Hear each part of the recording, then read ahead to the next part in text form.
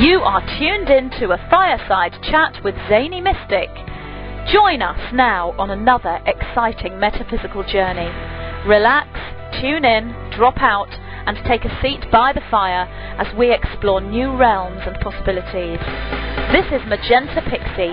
You can find me at magentapixie.weebly.com. But now, here is Zany Mystic and guest. Enjoy the show. Good evening and welcome back to a Fireside Chat with Zany Mystic. I'm your host, Lance White. Tonight, I'm delighted to have Jessica Mystic as my guest. Jessica came to my attention through the wonderful video interview done by Project Camelot titled, A Crystal Child Speaks Out. Jessica is a spiritual counselor and mentor. She is also a self-described fairy godmother who travels all over the world looking for fellow star family. She empowers them by letting them know that they are not alone in how they think and see the world. She also helps others remember why they incarnated on the planet at this time. She connects them with others of like mind who have similar missions. Many of us here today are starseed, indigo, crystal, and many other labels, which simply means we're here to help in our own unique ways. So let's welcome Jessica to the show now and get to find out more. Hi, Jessica. How are you? Hi, Lance. Thank you for having me. Oh, it's my pleasure. Well, I'm curious how you got the name. I'm just going to start out with your name. How did you get the name Mystic? Well, that was actually when I was trying to figure out an email address for myself, and I was about 14 at the time, or 15, and the word popped in my head, mystic, and I didn't really know what it meant at that time. I thought it meant mysterious, and it sounded really cool, so yeah. I went with it, and little did I know that I was going to become a mystic, or it was something destined. It's really funny how that works, and yes, and the fairy godmother. Pardon? I love that. And the fairy godmother. Oh, sorry. Yeah, go ahead. I just also, the other title, the fairy godmother, is just kind of when you come into your oneness and your infinite nature, your potential. It's almost like you're a child on Halloween and you're told you can be anything you want.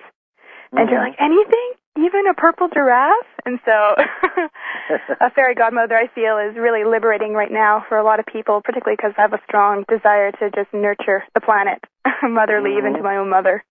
Wonderful. And, of course, we both share the same last name, Mystic, so we're in the same family. That's right. Okay. For the listeners who might not know as much about indigos and crystals and starseed and walk-ins and the rest of it, I thought maybe we could just talk for a little bit, briefly, about the differences and why this has been documented back now for decades, when it first started happening decades ago, and why we are here at this time. Okay. Is that a good starting place? Yeah. Because I think that the indigos came in first, didn't they? Yes, they did. But, an indigo can also change into a crystal child as well. That's my own personal experience. I found that some indigos, they're the ones that are the system busters, and they incarnate with a little bit of a chip on their shoulder. They are also, I see, a lot in gangs as well. And that's just, a lot of their anger that they're working towards transmuting. And then once they do, then they go into this unconditional love state. Then they go into crystal, which is basically a merging and balancing of all the chakras. Okay. And then, of course, stars. Go ahead. Oh, and I was just thinking about the older generation has been really key in anchoring a certain kind of light and frequency for the planet. It goes right into the core and then right out into the heavens, which is the language of light, which allows the younger souls to incarnate with a lot more conscious memory, not so much in the amnesia veil, and a lot more empowered. It's like the whole of humanity is working as a collective team by each experience that we choose to have. But I just really admire the older generation because, they didn't have internet or things like that. So in a time when it was very taboo, they had to hold this kind of thinking. So I think that's really awesome. Yes, there's one person in particular, Gerardus, who's in my Yahoo group, and he's in his, I think, 70s, maybe even 80s now, and he awakened about 50 years ago. Yeah, it's because of people like that we're allowed to be on this planet at this time. Yes, it's quite an honor and a privilege. Now there are some special abilities that may or may not arise with those labels as well. Is that accurate as you awaken? Oh, absolutely. Because it's really interesting because it's very normal in the nature world. It's only paranormal for us. Mm-hmm. So it's our birthright. We were born with these special abilities as well, but we never have them really nurtured. Mm-hmm. And so they get suppressed right away, and we get taught, to be very afraid of it as well, because we reincarnate with this not very good idea of self and who we are, Absolutely. Absolutely right. And then, of course, there's so many beliefs and taboos. Well, I mean, just a matter of 100 or 200 years ago, they were burning witches at the stake. So there hasn't been much acceptance or tolerance for those who see or think or feel or intuit outside the box. Yeah, most people have had to hide it and be really clever about how the best way to hide it and still be true to themselves as well. Mm-hmm. There was a movie by Spielberg called Contact, and I think that kind of sums up. I mean, that kind of gives you a really good idea of what a crystal child might be like. With the intuitive abilities and just the knowingness and the wisdom. And she was just a little girl, and she also developed some special abilities during the movie. But that was a really good movie for learning about all of this. It's always just the tip of the iceberg, though. I mean, we're just getting the introduction as to what we're in store for with these new children. It's very important as working as a guide. We, in the 60s, we found that we had to give information and insight a little at a time. Otherwise, they would end up in mental institutions. So it's very important to just have stepping stones to not be attached to any one belief over the other, so that they could not be in a box, and so they can feel their infinite nature without, and also being able to live on this planet at this time as well. The balance of the spirit and matter, grounded and also cosmic. Mm-hmm.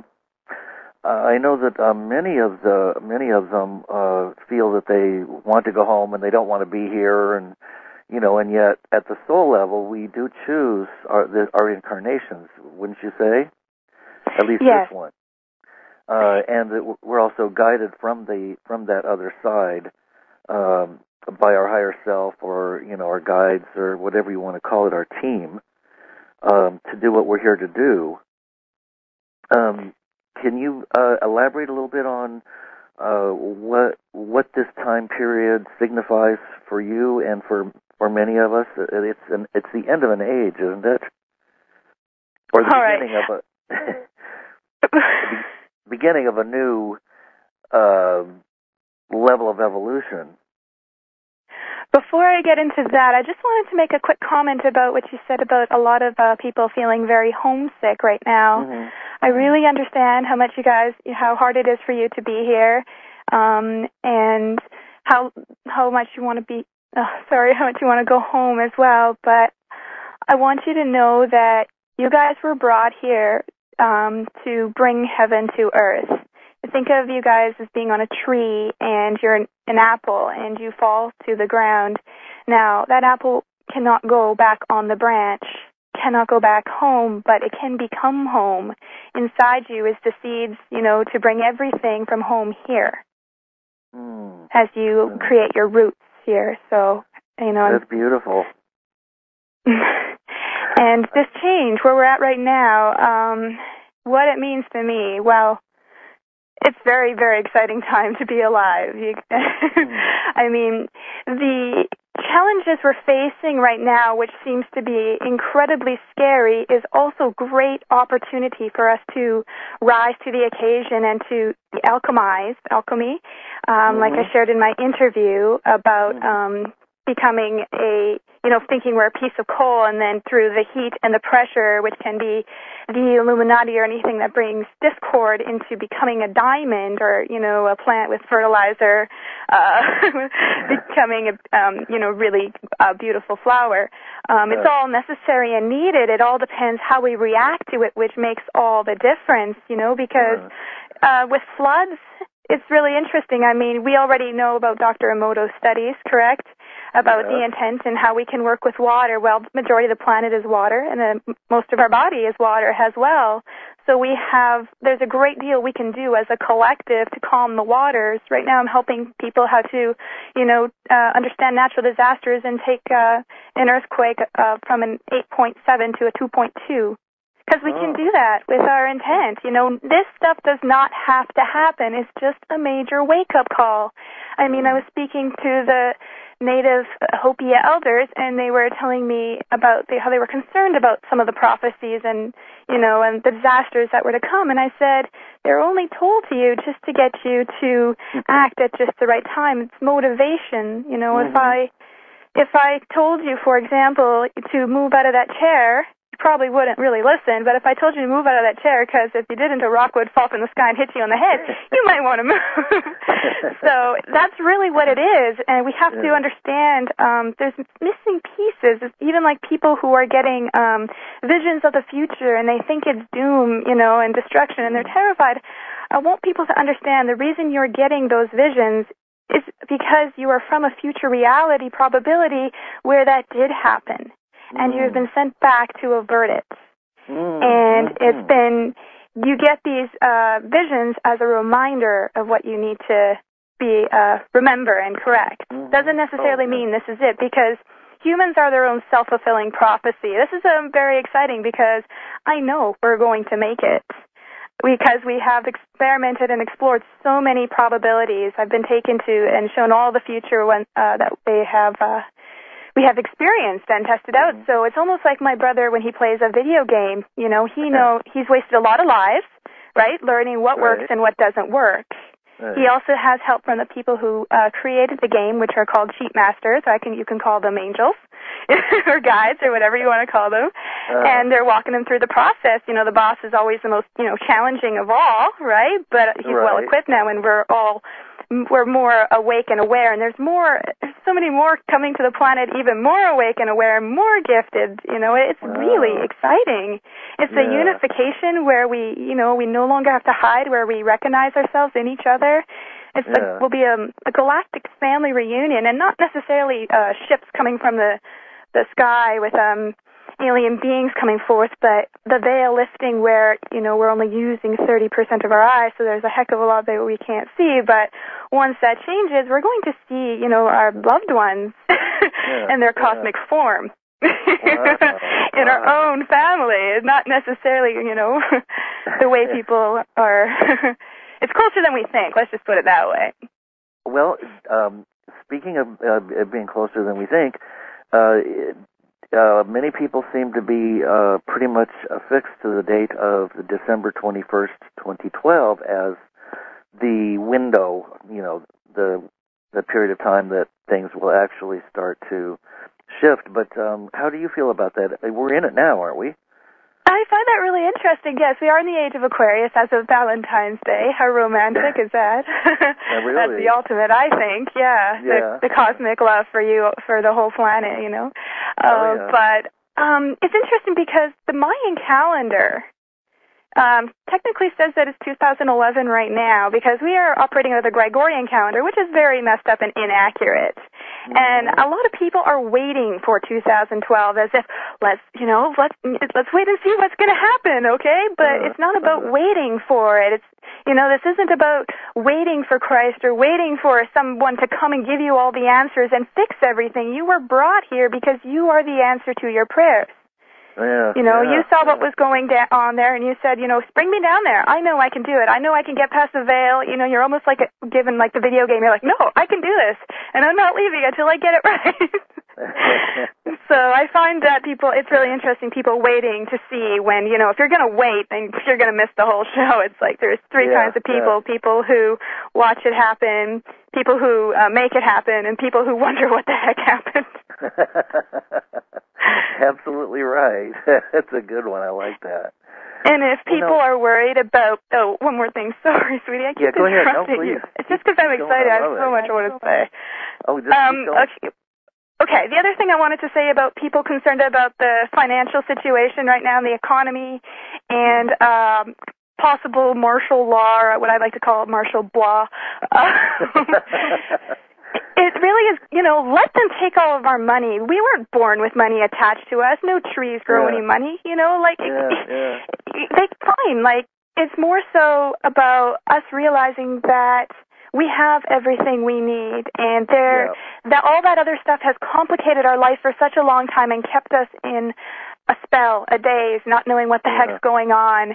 And it'll be very liberating. It will almost, what I get is, the movie How the Grinch Stole Christmas, where the Grinch steals everybody's Christmas presents and he thinks everybody's going to be sad, but instead they're all smiling and holding hands. And then the Grinch is like, what? They're not sad at all. Then he comes down and joins the celebration as well. That's what it will be like. Wow, that sounds good to me. Well, what we seem to be missing out on a lot of is the love for one another and the connection to one another and the connection to nature and all of creation. That's the beautiful thing, because, nature doesn't lie to us. Nature doesn't try to control us or exploit us or anything. It's pure, like your children as well. And it's really interesting when people say, oh, this is a cult, this new age kind of thing. I'm like, well, what are you going to do when every single child in every different belief incarnates and is talking about the same thing, memories of past lives, future lives, multidimensional lives, speaking about angels and nature spirits, and then some are incredibly gifted and incredibly psychic, and telekinetic. What are you going to do? You can't dispute the universal truth, but it's incredibly vast as well. Yeah. Well, and there is, many books have said that the children will lead the way. Absolutely. Only one that possesses the heart of a child may enter the kingdom of God. So it's not just the children, it's also us accessing our inner child, balancing our masculine and our feminine and our left and right brain, not playing favorites or choosing one over the other, because parents know that what happens when they choose one parent over the other. One child over the other, it becomes holy hell. And so why are we doing the same thing to God?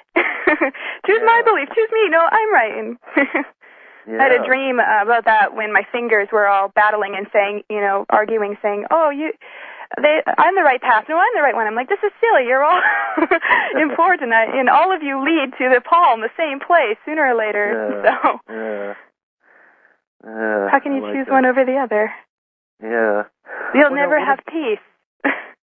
What about the balancing of the light and the dark? How much dark do we need to incorporate? And, what's going to happen to those who are, have their own dark agendas for all of mankind? Will they just simply vanish, or will they wake up and smell the coffee, or... Some will be taken off the planet, but I really, that's one theory, but I really see it more as, with us awakening, they'll be awakening too, because we'll be in unconditional love, meaning it will be balancing our light and our dark and embracing that. It only becomes really intense and harsh when we're fighting it and we're hiding and we're denying it. But the more honest and real we are with ourselves, all they really are is just a mere reflection of ourselves of what we do not want to see nor admit. And we've been telling ourselves that they're bad, and they've completely affirmed this belief. I am that I am. I am whatever you say I am. And so the more that it's also like the 100 monkey effect too. Like as a light worker, I'm here not just for the other light workers and starseeds and crystal children. I'm also here for the sleeping people. My heart goes out to them. I remember sleeping and what that was like and how scary it is and how alone you feel and how depressed. I understand it. I have a lot of empathy for them, and I don't mind, being patient and helping them along to understand and finding new ways to articulate something to help them understand and grasp. And I'm also here for the Illuminati because they're also family. You know, I don't know if you've seen the movie, Disney movie Lilo and Stitch. They have this saying, Ohana means family. Family means nobody gets left behind. Huh. I like that. I like that. They're all pieces of the puzzle. It just depends our relationship to it. And see, we've been torn in duality for such a long time, thinking good and bad, right and wrong, and, you know, that happens to us at a very young age, and that really, you know, devastates our consciousness and our connection to the divine. Mm-hmm. It's just so backwards. You end up, you know, living life, and, you know, live spelled backwards is evil. Live your whole life, not in your full potential. Lived, spelled backwards, is devil. Oh, yes. No kidding. And, of course, part of the problem has been the heavy veiling that we undergo when we come in. And as you said, the newer kids, the crystals and rainbows and the rest, and even walk-ins, come in with a lot less of that to cause them to forget. In other words, their memories are more intact, and they are holding on to them, and they understand things better. Oh, their memory's intact because of the older generations who've been holding this frequency. Like I said, this acupuncture of the light, situated in the location of the planet where they're at, sends a message to the heavens, and this is almost like a sacred geometry of light, which allows the souls to come forth with more memory. Wow. Because as a collective, they can accumulate that. It's almost just like a computer. Once you amp it up, it takes on the old memory and new memory as well. It makes it much more stronger and faster because of what we've learned from our old computers and how they operate. So it seems that things will be exponentially more intense if that's the case, and more incarnating. Yeah? Okay. Yes. That's what I thought. Will there be a turning point when we'll be pretty clear about what's going on? I mean, that we'll know that we're in this Revelations. Yeah. What does that word mean? Come to light of what's unknown. Not the end, but the beginning. Yeah. I keep waiting for them, and it seems like that, you know... Don't wait for it. Just start doing it. You know, embody it in every moment. Know you're already there. Because what is time? We know it doesn't exist. Past, present, and future all existing at the same time. That's right. You know? That's right. And we're not... It's really just being a disservice by waiting. Yeah. You're right. You're absolutely right. And that's one of little tricks and traps, and that's something for us to, you know, be savvy enough to catch on to. And figure out, because of all the patterns of how many times we've done this. Oh, yeah. There should start to be, you know, the deja vus, the reminders that keep us on track to this certain probability of victory. Mm-hmm. Graduation time. Oh, yeah. And then when graduation time occurs, and the planet will no longer be quarantined, because the planet's been quarantined as an alien ant form for quite a while, and the reason of that is because we're just not responsible enough, you know.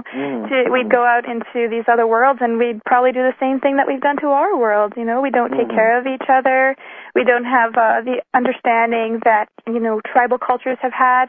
Like Bali, it takes a whole village to raise a child. Did you know that in Bali? No, I did not. A baby is born there, the whole tribe comes to greet the baby, and they don't put the child down for 2 years. And these children don't grow up violent at all. They're very peaceful and gentle.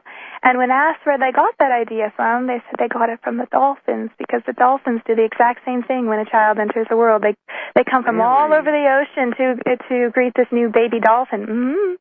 Can you imagine what that would be like if we did that in our little communities? Oh my God, it would be so different. It's not just on the parents. Yeah, and we can do that.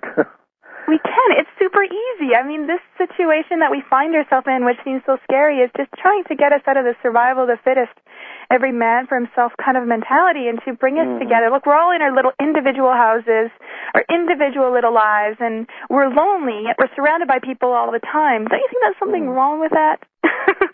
I mean, we're all like, we all come together and work together and use each other's beliefs and truths to complement and complete the bigger picture, you know, rather than putting it down or agreeing to disagree all the time, because that is really, you know, held us back for quite some time, and it's not necessary. It really isn't. Yeah. It's just fear and insecurity and us wanting to defend that in darkness, because if you're sleeping and you're enjoying the darkness, and then someone comes in and turns on the light, your immediate reaction is to dive under the covers back to the comforting darkness again. Yeah, that's right. And then, of course, the ego is a bit involved with that, too, the clinging to be right and so on and so forth. So I'm right and everyone else is wrong kind of mentality. This is so many problems today. And pointing fingers, everyone's fault but mine. Yeah, we're like children. I can understand why we've been called children for so long. Well, I can surely understand why we're quarantined. With all the horrible weapons that we've developed, and I was just reading online the other day that the military wants to weaponize space by 2025, and they've already they're already doing that with the chemtrails overhead. On a daily basis, they're spraying those chemicals in the air, and it just goes on, and genetically modified food, and it just never seems to end. Oh, it will. With these weapons that they're talking about, first of all, they're bombs and they're missiles. Most of them are deactivated because our star family has deactivated them. Conscious souls on the planet, young children have been able to deactivate them. Wow. And all they have basically is to just tell people that they have the bomb. The people don't need to know anything, else about it. Just it will send enough to give them in a frenzy and more, able to control kind of a thing. Yeah. It's like a bluff. I mean, they're wanting to do all these things because they're basically caught on an addiction. This is their cycle. This is what their reality that they're going towards of what they think is right. Mm-hmm. But I mean, it's again like you just got to help them with their addiction. Got to help them to. That's what I see it as. If they're addicted to fear and hate, if that's their food. Then they'll find out in Monsters, Inc., the monsters that were getting energy off of the people who were, off of the children's fear. Right? Remember that? I refer to a lot of cartoons, and then in the end they find out the child's laughter is a lot more stronger. But they're just basically trying to battle to have their own paradigm, their own reality, but it's not going to happen. They're still they're playing it up as much as possible because this is a really interesting life where nothing is what it seems. And it's just wanting us to take responsibility and step back into our power and realize, in Wizard of Oz, wait a second. You're just this old man behind the curtain, and I have all the power all along. Oh, my goodness, right? Yeah, I love that movie. And I think you're right. I think that really pretty much sums up how it really is.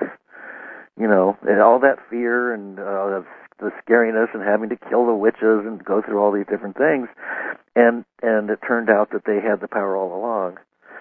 That's quite a wonderful esoteric story. Now, are you traveling now? Have you been traveling around lately? And are you finding more and more starseed and like-minded people all over the world? I mean, does it seem like are you meeting them? Oh, yes, constantly, every day. I'm going to Hawaii on Monday, and then I'm heading back out to Sedona for the gathering of the elders from all over the world. But it doesn't matter where I go, I tend to run into them, even in the most unlikely places. And they usually recognize me. They say, they know me from a dream that I was in their dream as a dream guide. Wow. Only they said that was when they were 5 and they're 60 right now. So I've been working with people for a very long time. And again, it's just like a family reunion. It's just wonderful. Sometimes we don't even need to say anything. Just look into each other's eyes and just beam. It's great. It's very exciting. And, they have, I find that they're psychic, but they just need to trust themselves more in it. Really, everybody is psychic. The only reason some can do it and some can't is because of trust and fear, right? Because a lot of times I find if I get something like a yellow house with purple flowers and a gravel driveway, that doesn't make any sense to me. But if I have the guts enough to tell the person next to me, that was the house I grew up when I was a kid, and, immediately triggers all these things and they're able to heal. So we have to be brave enough to share these messages with each other, because it's not meant for one person to have all the answers and to be the savior and fix everything. It's a co-collective, co-creational process, meaning each person has a piece of the puzzle that is valid. Each alien race has a piece of the puzzle and is valid. Each animal and insect has a piece of the puzzle and is valid, and each one needs to work with each other. So you would probably be, in terms of there being some kind of religious second coming of Christ type of thing, you would probably, I'm guessing you would probably say that we will be at a Christ consciousness as a collective. Yeah, it's like the Hopi say, we are the ones we've been waiting for. Right. But there is no savior that's going to swoop down, whether he be an E.T. or a return visit from, good old Jesus. Well, just think about that for a second. It's been a little bit dangerous thinking about that, don't you think? I mean, how do you really grow? Like, as a parent, if your child keeps getting into a mess and you keep bailing them out, how do they really learn? You're like, no, you got yourself into this, you get yourself out of it. I have full faith and trust in you that you can do it. Yeah, that's a good point. An excellent point. And the more we look outside, the more problems we draw. The more we look inside, the more clarity we have. Soul archaeology. Yes, you said something that I wrote down that I really liked. You said that I'm paraphrasing, that all of our battles are being within, and that the world mirrors that chaos. And that's correct. Oh, good. And I totally agree with that. That, what we are within is projected, quote, out there, unquote. But there is no out there, except our projections. Well, there's the left brain. Continue, sorry. Nothing is as it seems. There's the left brain and the right brain people. There are people who are like, no, it's all logic, it's all the physical, that's all there is. And so we have these constant contradictions going on in our mind, and we're bouncing from one side to the other, our masculine side to our feminine side, and it's very, difficult. It feels like there's major war and struggle, and there's just no peace inside. Our mind is just constantly, going on and on and on till we're very overwhelmed and tired, even though we haven't done much throughout that day. And it was really neat. I came across this when I was wondering about, why everything is a mirror and how is it possible everything can be a mirror. And then my guide said, well, if you look at, what is the original mirror but water? Okay, and if you look at a lake and the water is disturbed, what kind of image will you get back of yourself and the world? It will be distorted like a funhouse mirror. That's right, distorted. So, but if that water is clear, then you will have a clear view of the world and yourself as well. And, not most of our body is made up of water as well. So what we're looking out of through our eyes, are we looking out, if our mind is really, busy and disturbed, then the view will be distorted.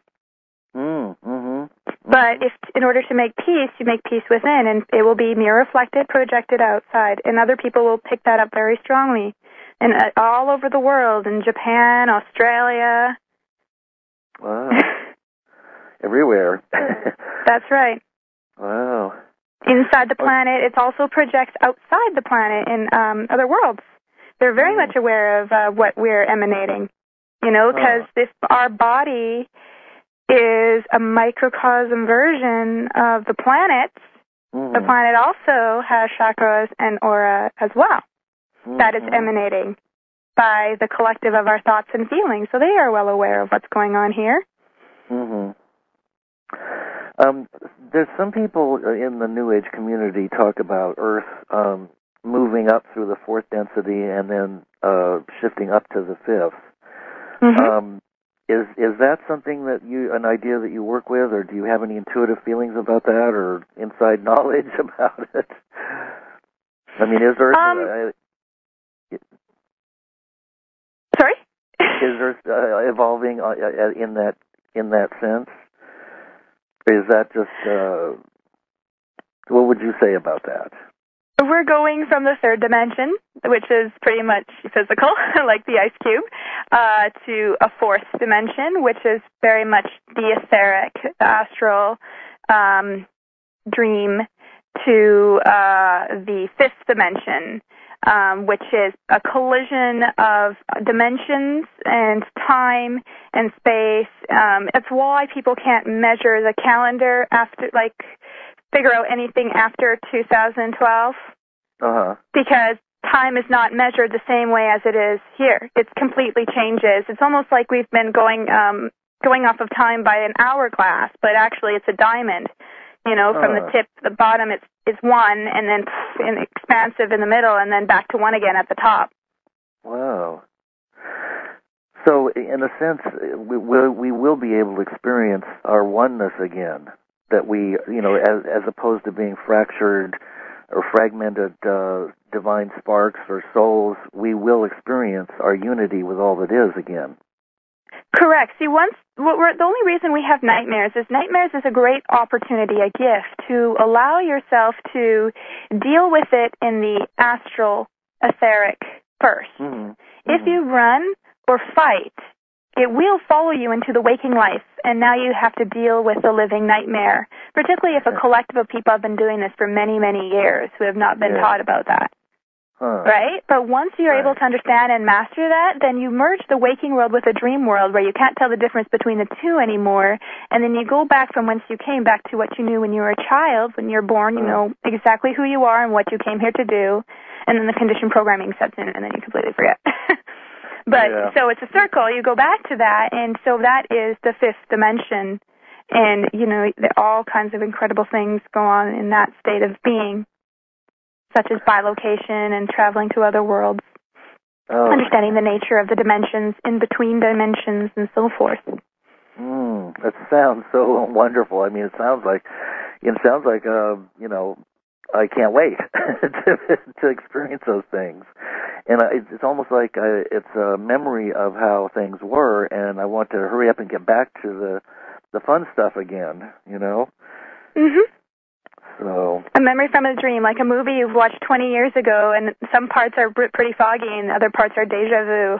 Hey, I know this part. Hey! Interesting. Oh, yes, I also wanted to say about people worried about the end of the world and just total destruction. If we are light and love, and this is all a hologram, how do you destroy a hologram? You can only be, kicked out of the program for a bit. Like you're in a virtual reality program and you have the helmet on your head. All you see is the program. You can feel alone, but if you take off a helmet, you'll see all your guides and all these other people who've already played the game already with you, right? Yeah. But, I mean, once you beat a video game, you don't want to go back and play it again.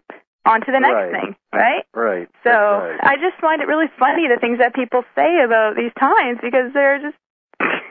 they're going off of without fully understanding the nature of our universe.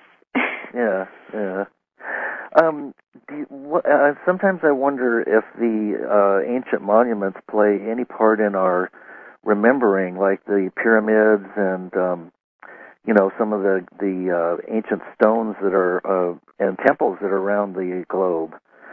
Do you think that there's any significance to those things, or is it just, if there is significance, you'd find it for yourself, and maybe there isn't? There are definitely significance to them. They're really built on chakra points and sacred points on the planet. Activations, triggers of memory.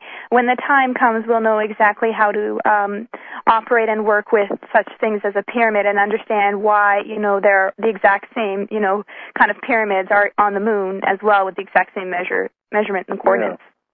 Yeah, and Mars. So, they're there to kind of remind you that even though you're sleeping and you don't remember everything, there are certain things that are holding you and anchoring you to the deeper you, who you really are. Mm-hmm. And it's kind of confirmation. I like the idea of when I wake up and I know that the pyramids are still there and the sphinx and all that, because it's confirmation. Okay, this is the illusion. I'm aware, and these are the reminders that bring me back to that. Mm-hmm. I wanted to ask you also about stargates. There are some people who are working with a theory that there will be more and more stargates opening up as as this process accelerates. Is that something that that you would know anything about? Well, stargates, there are like things like the Bermuda Triangle. There are certain areas in the world, and I believe there's one in Iraq as well, that are stargates. Not only that, certain people are living stargates. I've met them. The universe is actually a fabric, and it's certain parts are folded up, so we can't see certain stars and planets, but as we're heading towards the shift, it will unfurl, and we'll almost find ourselves in a different universe. And those also will have some galactic stargates for us as well. Wow. Could that also relate to the idea that we're moving or tilting into the galactic plane as we approach 2012, and that we actually will tip into the other side of it for the first time? Yes, that has to do with the photon belt. Okay. The photon belt is the great central sun. It's like source, if you will. It's and we're in the photon belt could be its aura, let's say, and we're heading closer and closer into it. And when we're completely enveloped by it, and that's when everything changes. Oh, good. Good. That sounds wonderful. And another thing that people do bring up, and again, these are just a lot of ideas that are floating out in the ether. There's a lot of talk about Planet X or Nibiru returning to cause some kind of disruption, or that it's connected to the Anunnaki owning the planet, and so on and so forth. I know you know most of these things because you've read a lot about them and you know them intuitively too. Do you think that there's any accuracy about a dark planet or dark star that's somehow coming back or returning into our orbit?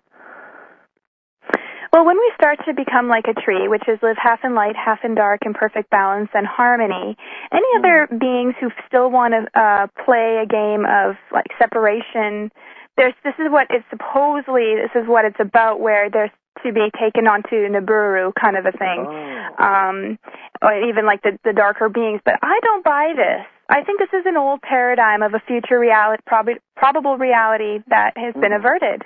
Because it can't, we have to all stay and work together as one. It's not about, leaving and going off, or thinking that, we can just start all over again somewhere else when, like, we're here to clean the mess. Yeah. Now, won't there be I think it's just more fear-mongering. Yeah, that's kind of the feeling I get about it, too. Now, won't there be some people, some individual souls who choose to continue on rather than ascending into a higher density to continue on with a 3D experience? Let me put it this way. If you were born and knew you were a prince, and then you were told you weren't, and you felt like very upset and depressed because you know who you are. No, you're not. You're crazy to believe that. So eventually you believe what everyone tells you, and then it comes back that you're a prince. And there's all these incredible things that you can do and who you are.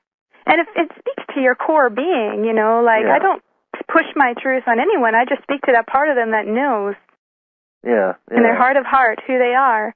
Why would anybody want to turn that down?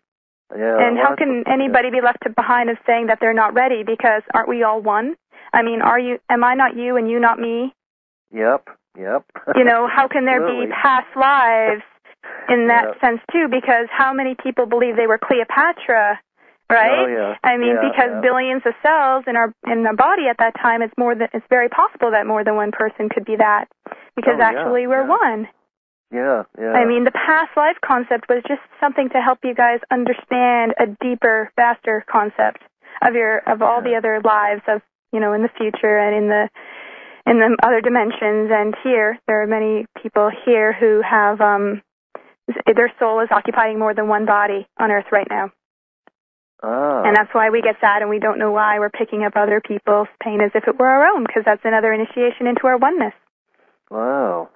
And then we have part aspects of ourselves maybe in other planetary systems and in other dimensions, don't we? Yes, we certainly do. Yeah. And that's the fragment aspect that I was talking about in the interview, where, our concept of time and how it's an illusion because, even with a camera, with really just a bunch of still frames. Right. So, I mean, our guides are really us as well in other realities and in other dimensions, and now they're just all fusing together. I find it really interesting because whenever they speak in like many voices at once in unison. Like they're already in their oneness. Wow. Oh, this is also exciting. It really is. Yeah, I know. Like my father said, and my sister, it's a very exciting time to be alive. Mm-hmm. And it's most likely going to get even more so exponentially. As more and more people become aware and realize that they can make choices that are, that change them from within, which then affects everything, quote, out there, unquote.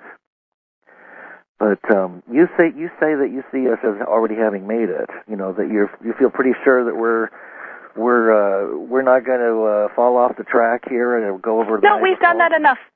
Yeah, we've done that many times already. We're well aware of.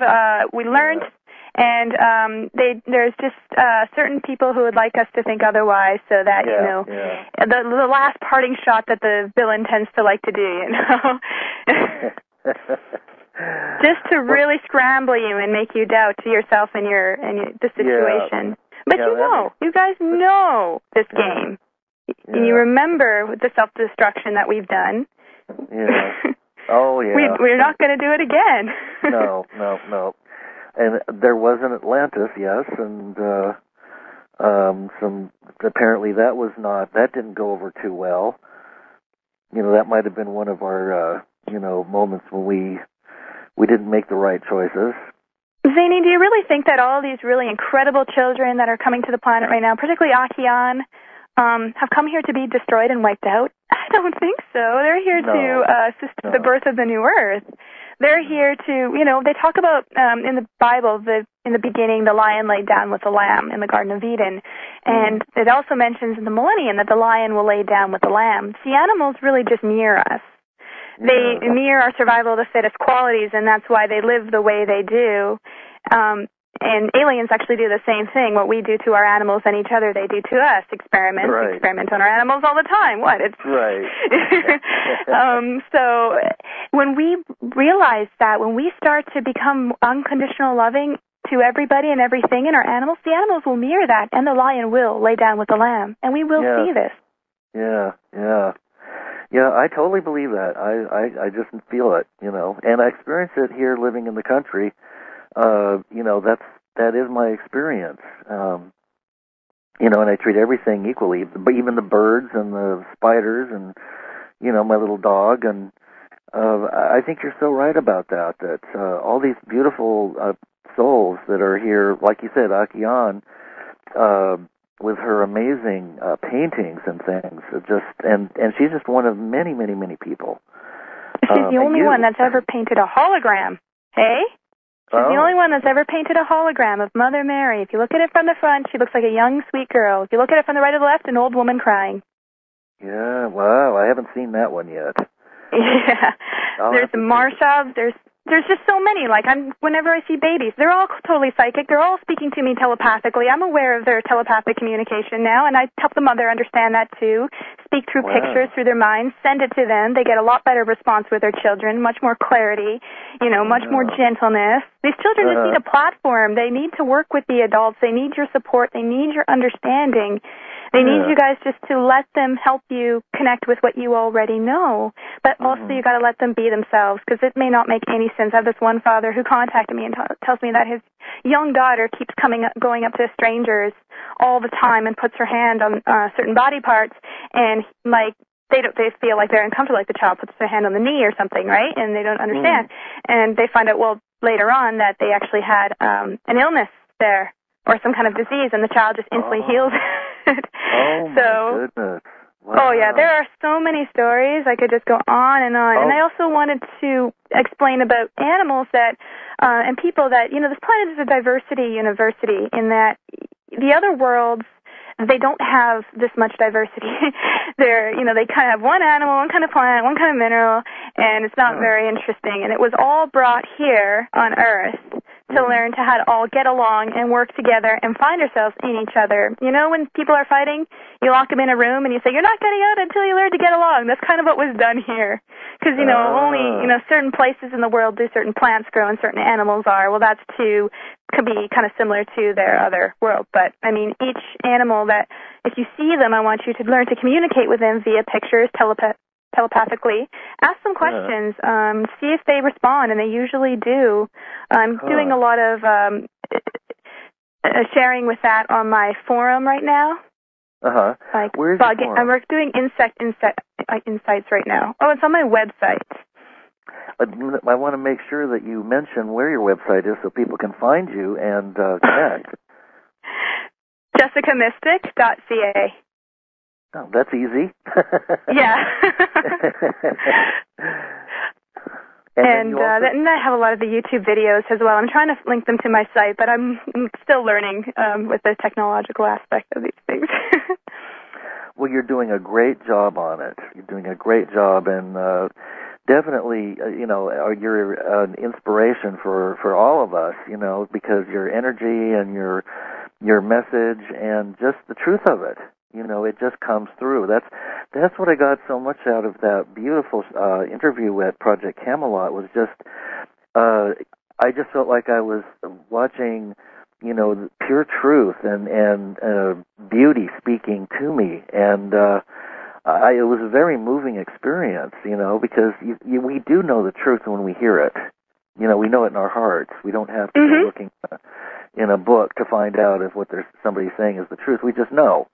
And, see, that's why I'm on the fence about writing a book, because I don't want people just to go from one spiritual book to the next and thinking that spirituality is just in a book. It's in every single moment. If you can't find spirituality in a cookbook, in your sock drawer, under your bed, you know, you still have a lot to learn. Like, people are constantly looking and reading and hoping to find answers when they just need to embody it and live it in every moment. It's like the game of pretend. Let's pretend I am love. And, well, actually you are, but then you find out you connect with this deeper level of yourself. And, you know, it's just what the children did. That game pretend is very, very, you know, divine. Absolutely. And, of course, using our imagination, too. Imagination is the bridge to the other realms. Ah, wonderful. And that's how I actually started speaking to my guides. At first, you know, I just imagined I could talk to them.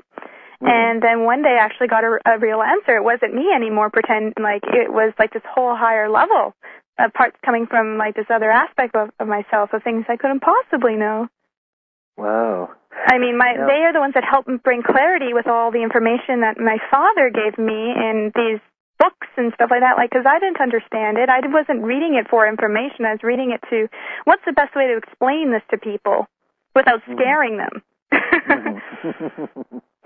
How can I make them, like, help them feel more comfortable? You know, how do I, and then I just realized that you just really, the more honest you are and the more you allow a person to be, that they, you know, take away all their masks, all this smoke and mirror show that they constantly do, like constantly, you know, people telling you what they think you want to hear, and just letting them share whatever they want. If they want to cry, that's fine. I'll probably cry with you. If you won't be angry, that's fine. Use me as an emotional vomit target. I'm not going to take it personally and, you know, be upset with you later. Just share. Share for the sake of sharing. Let it all out. And this is why we're in, again, so much discord and so much right now. It's because it's purging. It's like everybody's vomiting, and it's like cleaning out the closets, letting everything come to the forefront now. Wow. So that we can finally heal and deal with it. Like, because all those other lives have been running from it. Like, you know, in the Bugs Bunny cartoons, when he tries to escape the hunter, sometimes he puts on a fake mustache. You know, and a hat and a Western outfit, and points to the FUD and says, he went that way. That's what we've been doing to our darkness, that's to that part of ourselves that we've been hiding from. That's right. The misunderstood. Because it's all arbitrary costumes, like all the different forms we take on in past lives. Yeah. Wow. Well, we're you can almost run, but out you of can't time. hide. Is there anything that you want to share with us as the last parting thought or anything before we have to go? I think I got to say everything, which I was so happy. Thank you, because the Project Camelot interview, I didn't get to say everything I wanted to say, so I just sent it out through my eyes and my vibe and my heart, and it was like, oh. Well, so thank you. It definitely got said, and thank you, Jessica. I really loved having you on the show, and I would love to have you back again, too, because it's just such a wonderful and uplifting message, and we all need to be reminded, and it can't be said enough. So I just thank you and wish you the best in everything you do. And since you're me, and I'm you, and that's a very sincere wish. And you're welcome back on the show anytime. Thank you. I'd love to be. All right. Return. And we're out of time. And so thanks again, Jessica, and thank you, listeners. And this was another Fireside Chat, and we'll see you next week. Good night, Jessica, and good night, everybody. Good night, and play lots. Okay. Bye-bye. Bye.